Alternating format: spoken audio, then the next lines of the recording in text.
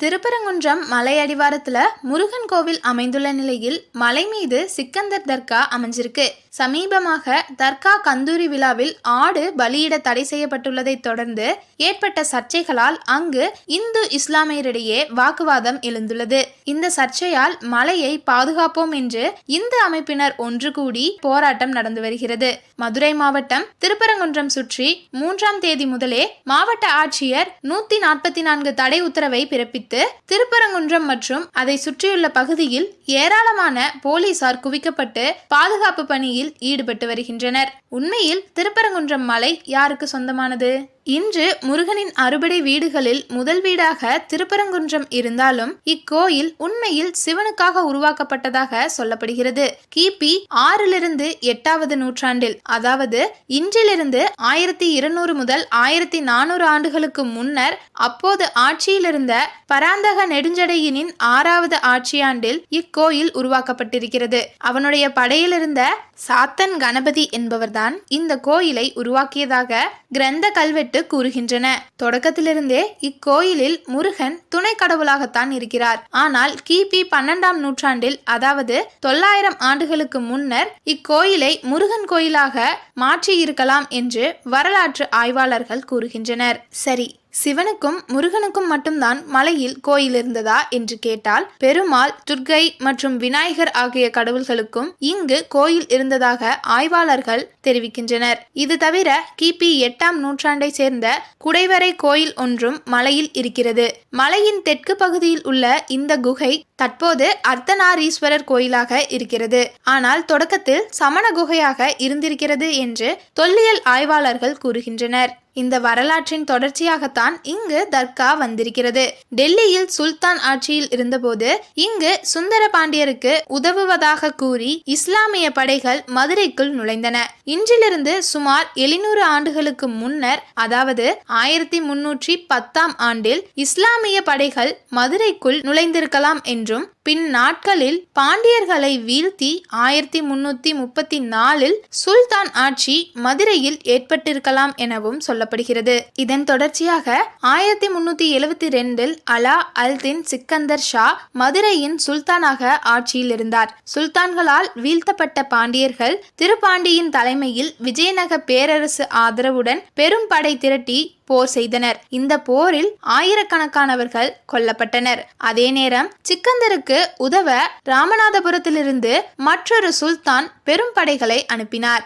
ஆனால் அதற்குள் பாண்டியர்கள் திருப்பரங்குன்றத்தை கைப்பற்றிவிட்டனர். பதிலுக்கு சுல்தான் படைகள் மதுரையை கைப்பற்றியது. மதுரையின் ஆளுநர் பொறுப்பு சிக்கந்தரிடம் ஒப்படைக்கப்பட்டது. ஆனால் அவர் மன அமைதிக்காக திருப்பரங்குன்றத்தில் குடியேறினார். போர் முடிந்தாலும் மீண்டும் சுல்தான் படைகள் வலுப்பெற்று விடுமோ என்று அஞ்சிய பாண்டியனின் படைகள் திருப்பரங்குன்றம் மலை மீது வைத்து சுல்தான் சிக்கந்தரை கொன்றது என்று ஆய்வுகள் தெரிவிக்கின்றன. பின்னர் அவரது உடல் அங்கேயே நல்லடக்கம் செய்யப்பட்டது. அந்த இடத்தில் தர்காவும் உருவானது. ஆக வரலாறு காலம் தொட்டே இந்த மலை இந்து, சமணம், இஸ்லாம் ஆகியோருக்கு இடமளித்து வந்திருக்கிறது. இன்றும் இந்த மலை மத நல்லிணக்க மலையாக பார்க்கப்பட்டு வருகிறது. ஆனால் தற்போது இந்த ஒற்றுமைக்கு அச்சம் எழுந்திருக்கிறது. கடந்த ஜனவரி 1ஆம் தேதி தர்காவில் சந்தனக்கூடு விழா நடைபெற்றது. அதைத் தொடர்ந்து 18ஆம் தேதி ஆடு கோழிகளை பலியிட்டு நேர்த்திக்கடனை செலுத்தும் கந்தூரி விழா நடைபெறும் என தர்கா நிர்வாகம் அறிவித்தது. எனினும் இதற்கு இந்து அமைப்புகள் எதிர்ப்பு தெரிவித்தன. தர்காவுக்கு சென்று வழிபாடு நடத்தலாம், ஆனால் ஆடு கோழி உள்ளிட்ட அசைவங்களை கொண்டு சென்று பலியிட்டு சமைத்து உண்ணக்கூடாது என்று குரல் எழுப்பினர். ஆடு கோழியுடன் சென்ற இஸ்லாமியர்கள் சிலருக்கு அனுமதி மறுக்கப்பட்டதாகவும் புகார் எழுந்தது. இதையறிந்து மணப்பாறை தொகுதி எம்எல்ஏவும் வாக்கு வாரிய உறுப்பினரும் மனிதநேய மக்கள் கட்சியின் பொதுச் செயலாளருமான அப்துல் சமது திருப்பரங்குன்றத்தில் ஆய்வு மேற்கொண்டார். அதேபோல ராமநாதபுரம் எம்எல்ஏவும் தமிழ்நாடு வாக்கு வாரிய தலைவருமான நவாஸ்கனி நிகழ்வு இடத்திற்கு வந்து ஆய்வு செய்தார். வாக்கு வாரியத்தின் கட்டுப்பாட்டில் சிக்கந்தர் தர்கா இருப்பதாகவும் அதனால் அதை ஆய்வு செய்ய வந்திருப்பதாகவும் நவாஸ்கனி தெரிவித்தார். அப்போது அவருடன் வந்தவர்கள் மலைப்பகுதியில் அமர்ந்து பிரியாணி சாப்பிட்ட புகைப்படங்கள் வெளியாகி சர்ச்சையை ஏற்படுத்தின. இதை பாஜக தலைவர் அண்ணாமலை விமர்சித்திருந்தார்.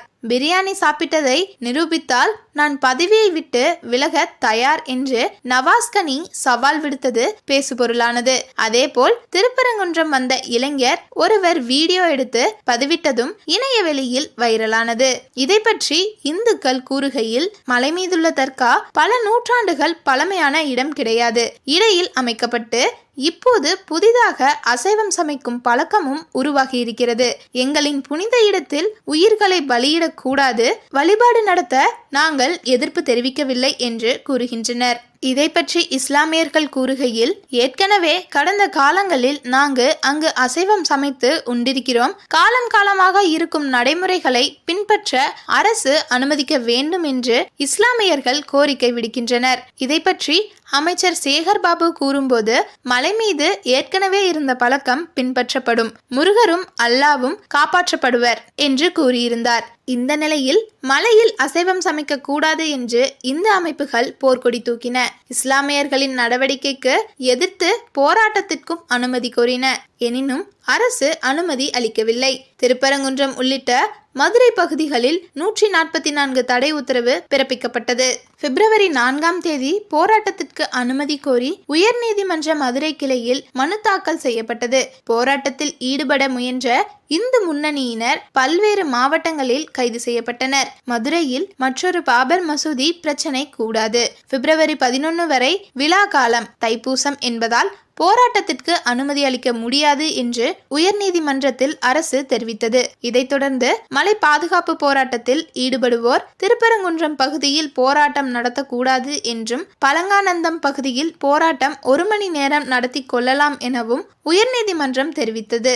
அந்த வகையில் இந்து முன்னணியினரும் இந்து மத ஆதரவாளர்களும் பழங்கானந்தத்தில் போராட்டத்தில் ஈடுபட்டனர். இதனால் திருப்பரங்குன்றம் பகுதியே இத்தகைய சம்பவங்களால் பரபரப்பாக உள்ளது. நன்றி. இது சதுரங்க மீடியா வழங்கிய ஸ்பாட்லைட்.